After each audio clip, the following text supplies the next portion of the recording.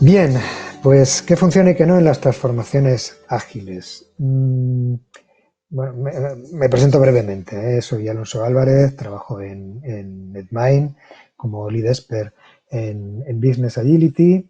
Bueno, salta a la vista que llevo ya unos años en este negocio, la mayor parte de ese tiempo en el mundo de la innovación tecnológica. Hace 11 entré en contacto con Agile. Digamos que hace 11 nos presentaron formalmente, creo que como todos pues había tenido algún tipo de contacto incluso intuitivo, pensando que las cosas tendrían que ser de otra manera. Y en ese tiempo pues me ha dado tiempo, me ha dado tiempo bueno, a aprender bastante. Me encanta el lema de Always Learning, ¿no? de tener en mind, siempre intentar aprender algo nuevo y hasta escribir alguna cosa. Tengo por ahí 3 librillos escritos en colaboración sobre temas relacionados con la agilidad. Bien, veamos qué funciona y qué no. Bien, a ver, esta presentación la define una pregunta y, bueno, yo creo que es una pregunta que se hacen muchas organizaciones que están embarcadas en procesos de esas transformaciones que llamamos ágiles o que se han dado en llamar ágiles, que están desviando una parte apreciable pues, de los recursos, la energía y de ese bien cada vez más escaso que es la atención. Para dar respuesta a esta pregunta, pues hay un trabajo, esa investigación que menciona Ali, que me resulta hasta ruborizante, porque creo que es algo menos ambicioso, pero bueno, es un trabajo de investigación, sí, que bajo el paraguas de la Universidad Politécnica de Madrid. Al final de esta presentación volveré sobre este tema y por qué os puede interesar participar en él, porque está abierto a la participación de quien quiera aportar algo sobre la perspectiva de las transformaciones ágiles. Bien, vamos a volver sobre la pregunta, ¿no? El problema que define esta pregunta pues es enorme, como os podéis imaginar. Para hacerlo un poco más abordable, pues dejadme que adopte una estrategia muy de la ingeniería, que es dividirlo en otros más pequeños. Así que me quedo con la segunda parte, ¿no? Si nos quedamos con esa expresión de transformaciones ágiles, a mí personalmente me surgirían otras preguntas. Pero como en todo trabajo académico vamos a hacer las cosas de forma ordenada y fundamentada, ¿no? Vamos a empezar a pensar de qué estamos hablando, ¿no? ¿Qué son esas transformaciones? ¿Son transformaciones que se hacen ágilmente o, como lo espero yo, o sea, como pienso yo y espero que penséis también los demás aquí presentes, si se trata más bien de una transformación como un proceso cuya meta tiene algo que ver con la agilidad? Yo me quedo con esa segunda interpretación, claro. Y la verdad es que, bueno, lo cierto es que estamos hablando de algo que va mucho más allá de adoptar determinadas técnicas para equipos de trabajo, generalmente relacionadas con la tecnología, que ese fue el nacimiento, ¿no? de la agilidad. El hecho de estar dentro de esta Adaptive Organization Week pues es una buena pista sobre lo que tenemos, o tengo yo al menos en la cabeza. Porque esas organizaciones adaptativas, versátiles, flexibles, que aprenden, ajustables, ágiles, bueno, y todos los sinónimos que se nos ocurran, incluyendo los que aparecen ahí en la pantalla, son ese destino hacia el que se dirige nuestra atención. Incluso habría que preguntarse antes, ¿y por qué adaptativas? ¿No? ¿Por qué tienen que adaptarse? Durante estos días pues están apareciendo muchas preguntas de por qué hay que adaptarse y cómo, ¿no? Y esa adaptación es al cambio, pero a un cambio o especialmente a un cambio acelerado, de alto impacto, generalizado y que se manifiesta a través de la complejidad. No es que no haya habido cambios con anterioridad, ¿no? Los ha habido y de gran calado y a veces dramáticos en muy poco tiempo. Lo que es diferente es que hoy en día es que su frecuencia es creciente, por eso hablo de acelerados, el impacto cada vez es mayor y el contexto en el que ocurren estos cambios pues es complejo y podemos decir que mutante, ¿no? Con mucha facilidad para ir cambiando sin previo aviso, ¿no? Y ¿Y a qué se parecería una organización adaptativa? ¿No? Si ya entendemos que una organización debe adaptarse al cambio, ¿a qué se parece una organización adaptativa? Pues aquí me quedo con aquella respuesta de un juez con respecto a la pornografía. No sabría definirla, pero la reconozco cuando la veo. Porque en el fondo todas las organizaciones se adaptan, ¿no? Incluso las más rígidas se acaban adaptando o acaban desapareciendo. La diferencia con otras que sí podemos considerar adaptativas, pues es una actitud, es una predisposición al cambio, que se entiende como algo necesario, algo constante, no como algo excepcional, que es mejorar, demorar hasta que resulta inevitable. Bueno, por suerte, al menos para mí, pues tenemos una disciplina que recibe varios nombres, eh, aunque generalmente la conozcamos como Business Agility o agilidad empresarial. Esta disciplina es una forma de describir, al menos en mi opinión, estas organizaciones hacia las que se dirigen las transformaciones ágiles. A ver, obviamente podéis no estar de acuerdo conmigo, pero esta es mi presentación, así que dejadme que la lleve hacia donde me interesa.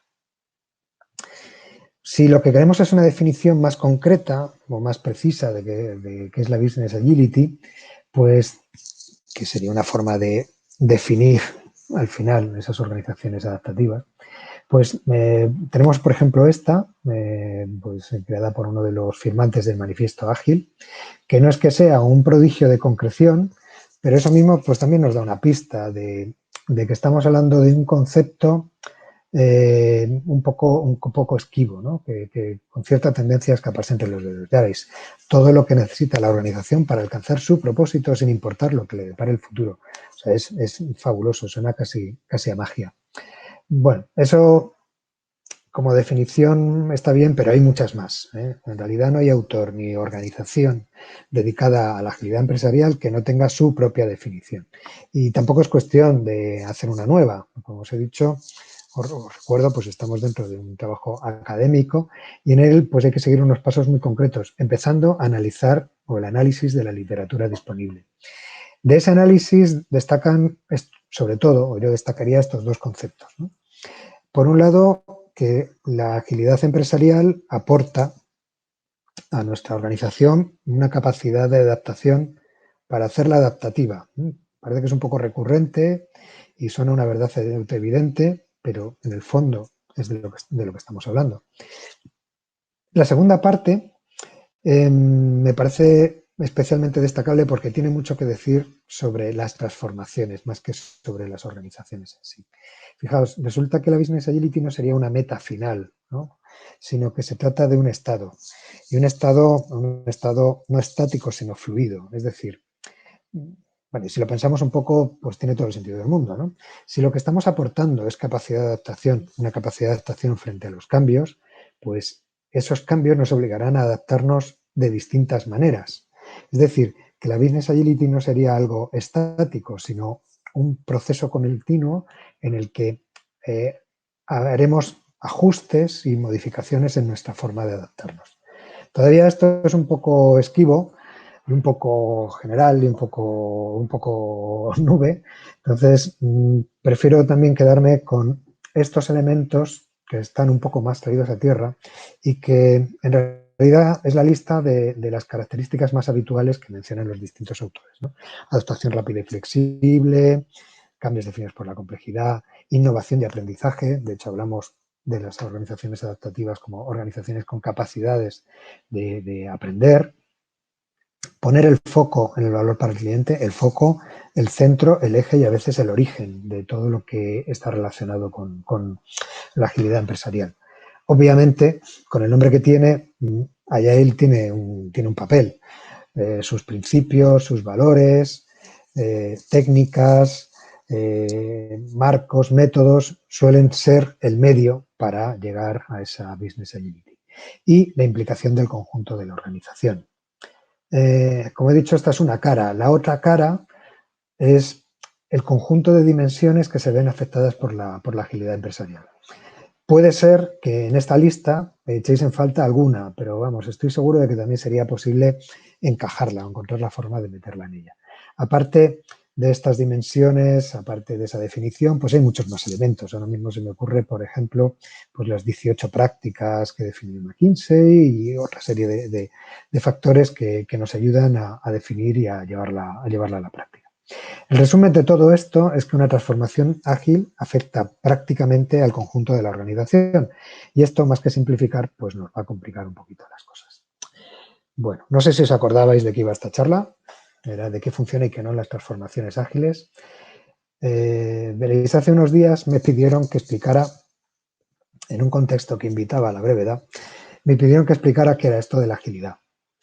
Y eso es casi un desafío, ¿no? La agilidad cada vez abarca tantas cosas que llegará un momento en el que seguramente sea una palabra que no signifique nada, ¿no? Pero bueno, todavía no ha llegado. Pues mi respuesta a ese, explícanos qué es la agilidad, fue, pues si la agilidad es la respuesta, lo importante es entender cuál es el problema. Pues por ese motivo, lo que os he estado contando hasta ahora es el problema, es hacia dónde nos llevan las transformaciones ágiles, ¿no? Ese no es nuestro problema. Ahora es el momento de hablar de la solución. Y es relativamente fácil encontrar pues, todo tipo de recetas, consejos, soluciones sobre cómo llevar a cabo una transformación hacia la business agility en el conjunto de la organización. Unas veces es aplicando experiencias reales, otras veces es con esquemas razonados, con una narrativa que nos resuena o que nos resulta atractiva y razonable. Al final hay muchos autores y muchas empresas que nos ofrecen consejos y soluciones para alcanzar esa transformación. Todo eso es muy agradecer y está muy bien, pero a mí personalmente me resulta complicado no seguir viendo problemas por ahí, ¿no? Porque, bueno, dejadme que haga una pequeña nota personal, ¿no? He pasado en mi vida profesional por dos etapas relacionadas con la calidad del software y debo decir que eso marca. Cuando trabajas creando nuevos productos o servicios, pues lo que te apasiona, lo que te llena al día es crear nuevas funcionalidades, nuevas características, hacer cosas, ¿no? Y cuando haces algo nuevo y lo pruebas y funciona, pues te parece fantástico, recibes tu subidón de adrenalina, dopamina y todas las neurosustancias que nos hacen sentir bien y pasas al siguiente. Cuando tu negocio es la calidad y te dan algo y lo pruebas y a la primera funciona, te parece sospechoso. La verdad es que somos los aguafiestas de la tribu. Acabas desarrollando un olfato especial para intuir problemas o para imaginártelos. Pues en este mundo de analizar las transformaciones ágiles, pues hay problemas o inconvenientes y preguntas que surgen por todas partes. Voy a enumerar los que más me preocupan para identificar factores determinantes en el éxito o su ausencia en las organizaciones. Y esto es solo una lista preliminar, podría estar aquí hablando mucho tiempo, pero como no lo hay, pues voy a empezar por el número de factores. Imaginaos cuántas cosas influyen en una transformación ágil. Pues pueden ser prácticamente innumerables. En la literatura hay numerosos. Empieza a haber, debo advertir que no es el tema más tratado del mundo, pero sin mucho esfuerzo aparecen decenas de artículos y si nos ponemos poco rigurosos encontramos centenares, ¿no? Y cada uno de esos, hasta el punto de que incluso ya hay metaanálisis de trabajos académicos sobre este tema. El caso es que en esos distintos estudios pues aparece un gran número de factores. Ahora recuerdo un estudio con más de 60 y otro que tiene más de 80. O sea, imaginaos cómo encontrar la correlación entre un factor individual entre 80 y el éxito o fracaso de una transformación ágil. Pero si lo hacemos al revés, tampoco mejoran mucho las cosas, ¿no? Si reducimos demasiado el número de factores, pues acaban siendo tan generales que resultan irrelevantes, ¿no? Hay por ahí un estudio que pasa de decenas a solo 4. Así que puedes tener un factor al que podemos llamar equipos que incluye la forma en que se organizan, la autonomía que tienen, la formación que han recibido, la resistencia cultural de las personas, cómo se fijan y se evalúan los objetivos, la transparencia o grado de transparencia, el método de trabajo que han utilizado y de qué forma lo han adaptado. O sea, la reducción es útil, pero también tiene sus inconvenientes. Otro aspecto que es relevante en todo esto es cómo medimos el impacto. La mayor parte de los estudios se basan en el seguimiento individual de un proyecto concreto. Los que se basan en una muestra más amplia, pues normalmente se basan en encuestas, que no dejan de ser percepciones. Y claro, ese impacto, ¿cuál es? ¿No? ¿Cómo lo medimos? ¿Cómo lo evaluamos? Hay, por ejemplo, un estudio individual que está bastante bien, pero que mide el impacto positivo de una transformación en métricas como el ratio de defectos medido en factor R y factor P, que es una métrica súper técnica del mundo de la calidad, o productividad media como medida como features por unidad de coste, lo cual también nos da la pista de que buena parte de estos estudios siguen viniendo del mundo del software. Recordemos que la agilidad nació para resolver un problema muy concreto, que era construir software en equipos pequeños, luego evolucionó hacia la necesidad de trabajar con equipos mayores y ahora lidiamos con el desafío de extenderlo al conjunto de la empresa. Ahora mismo la mayor parte de los estudios siguen en la parte técnica y llegará el momento en el que se amplíen a medida que se vaya difundiendo su impacto, ¿no?, dentro de las organizaciones. Bueno, y sin más dilación, porque seguro que habéis venido a esto, los que hayáis venido. Los factores que voy a mostrar proceden de un estudio de Dicker del año 2016, a falta de una clasificación mejor, y lo comento por si sorprende cómo están definidos. Más que es una forma, es un punto de partida razonablemente bueno y además he podido apoyarme en él para poder agregar datos adicionales sobre los que ya se estudiaron en ese momento. Bueno, pues de acuerdo con un análisis hasta el momento de la literatura, hasta el momento de los factores científicos, hasta el momento, el factor que tiene un mayor impacto desde un punto de vista positivo es la aproximación ágil seleccionada y cómo se adapta.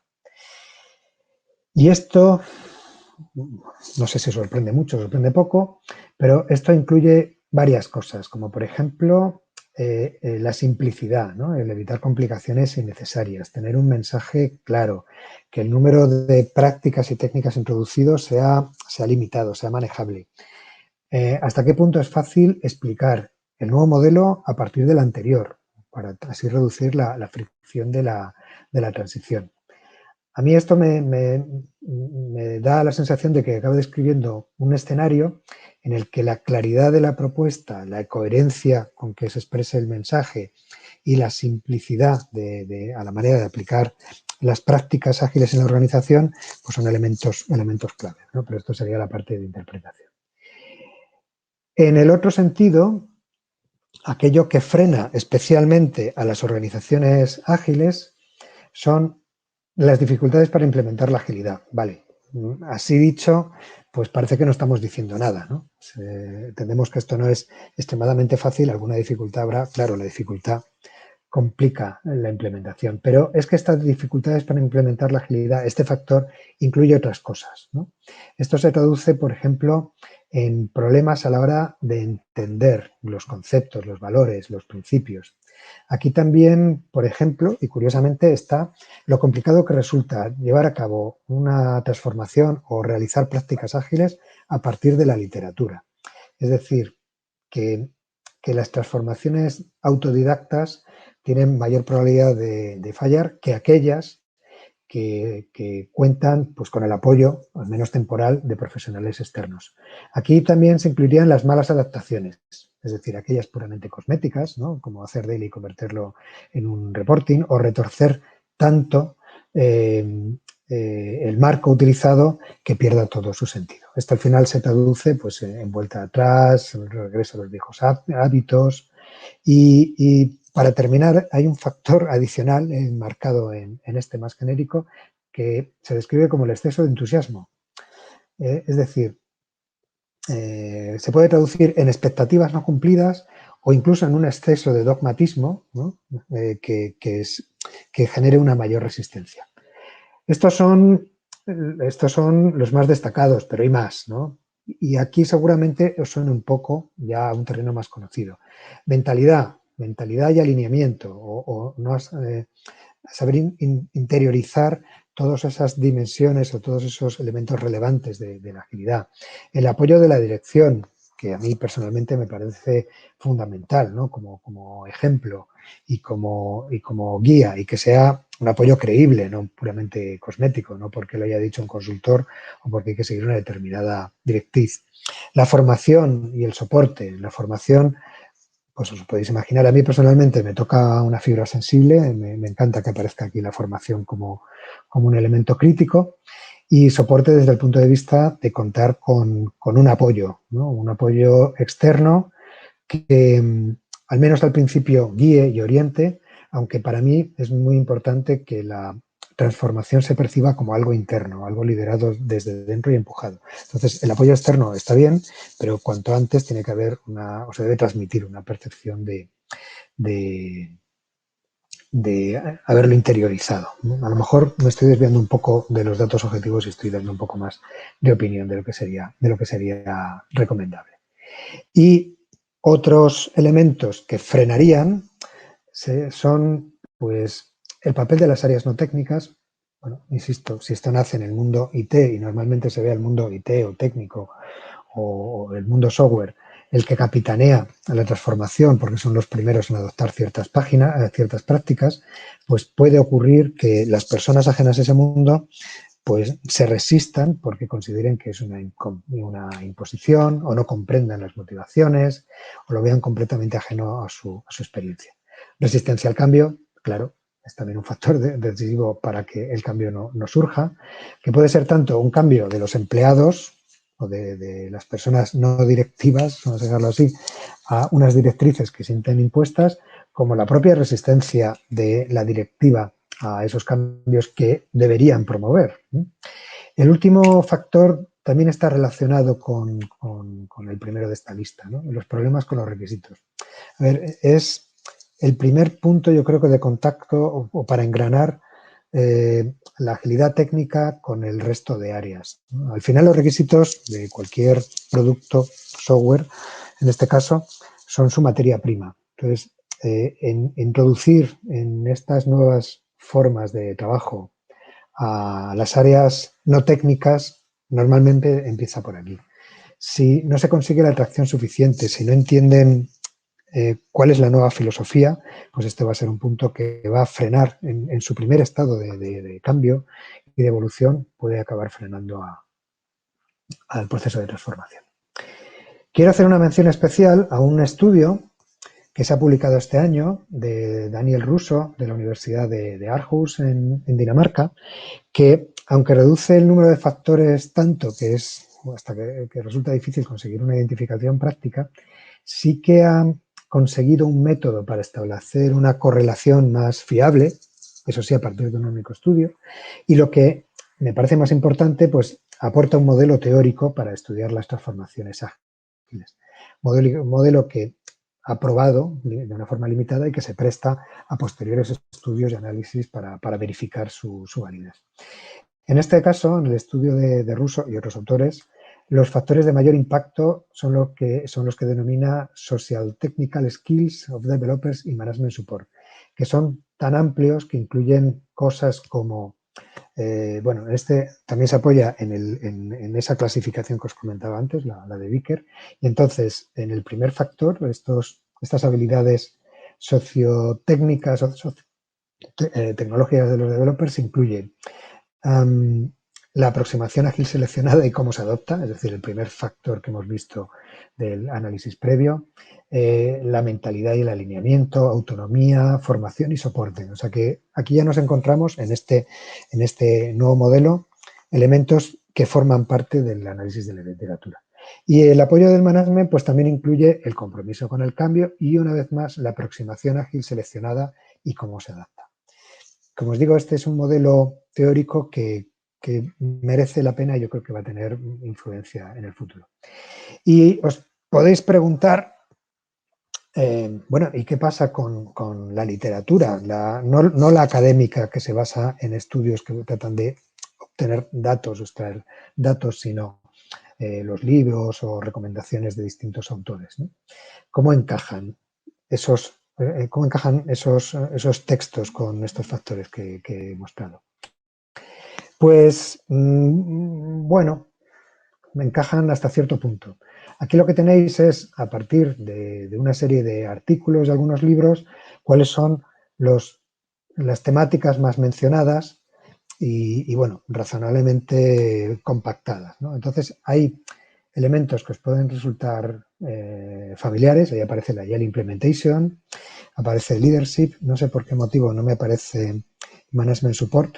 Si sumáramos Management Support más Leadership, pues quedaría un factor posiblemente el más grande, pero es que la clasificación que estoy usando son elementos distintos y la cultura parece la más relevante. Entonces, no es que sea completamente incompatible, pero no encaja al 100% con lo que hemos visto. Y para terminar, una última cosa especialmente importante. Y es volver a lo que os comentaba sobre el estudio en el que se sustenta esto que os estoy presentando. Entonces, bueno, hay una página web, ahí tenéis la URL, incluso hay creado, aunque de momento no ejerce mucho, una cuenta en Twitter.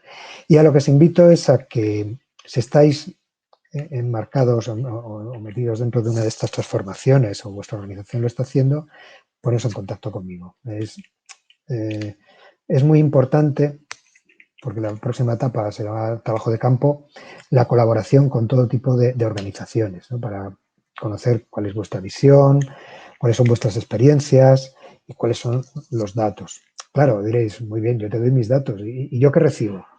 Pues recibes información, porque a partir de esos datos se irán construyendo, pues se iría construyendo un mapa donde podrás ubicarte en relación a otras organizaciones, donde ver dónde estás poniendo el foco y dónde sería más eficiente ponerlo. En general, lo que ganas es una visión de tu transformación en un marco más general que te puede ayudar a conseguir tus últimos objetivos. Así que, por favor, ponte en contacto conmigo, bien a través de la web o bien a través de la propia organización de la Year Organization Week y hablemos. Y muchas gracias.